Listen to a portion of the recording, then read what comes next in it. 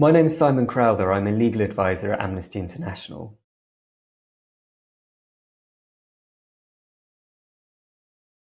Peaceful protest is protected under international human rights law in a number of ways. Firstly, it's protected under the right to freedom of peaceful assembly.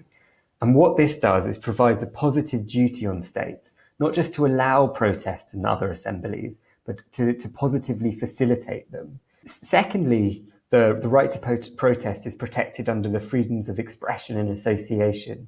And these provide that people need to be able to express themselves freely on the streets. They need to be able to associate in groups. And then finally, there's the freedom from torture and cruel, inhumane, and degrading treatment and punishment. And when this comes into play in protests is when the police use force.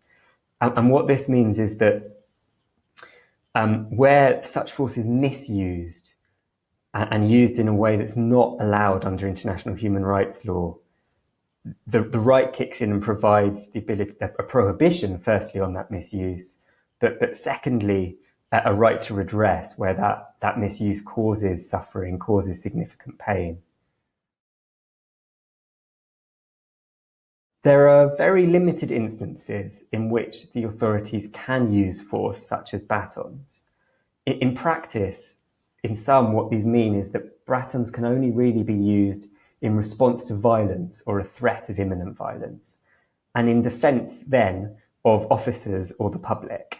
And even in these limited circumstances, they should never be used if a less harmful alternative is available, or if they're going to do more harm than good. So there are a number of principles in play here. Legally speaking, the first is the principle of legality, which means that force can only be used when it's clearly provided by law. And that law needs to be absolutely clear in its guidance as to when that force can be used, the circumstances that will make that force legitimate, and the circumstances in which that force can never be used. The second is the principle of necessity. And what this means is that if there is a less harmful alternative available, that is what should be used and not the more harmful policing methods. The third principle is that of proportionality. And what proportionality means is that the kind of force used should not do more harm than good. The police need to consider whether it's really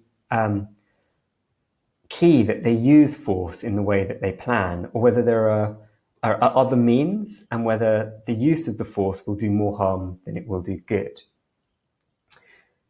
The final is that the force needs to serve a legitimate purpose. And there are limited legitimate purposes for the use of force, such as batons. And this will, as I've said, be the protection of others, the protection of the officers. And in practice, there will be many instances where it's actually safer for officers to simply walk away, or to allow something to play out and to mount arrest later, rather than to use force.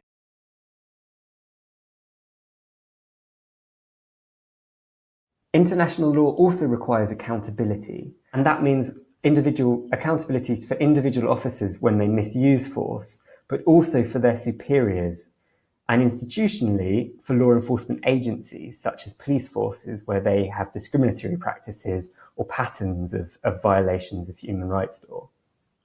There needs to be checks and balances, in other words. There need to be inquiries into when force is misused, and there need to be prosecutions mounted in some instances where the misuse of force constitutes a criminal act. There also needs to be reporting of each instance in which force is used, so as to monitor trends and to see where things are going wrong within a police force.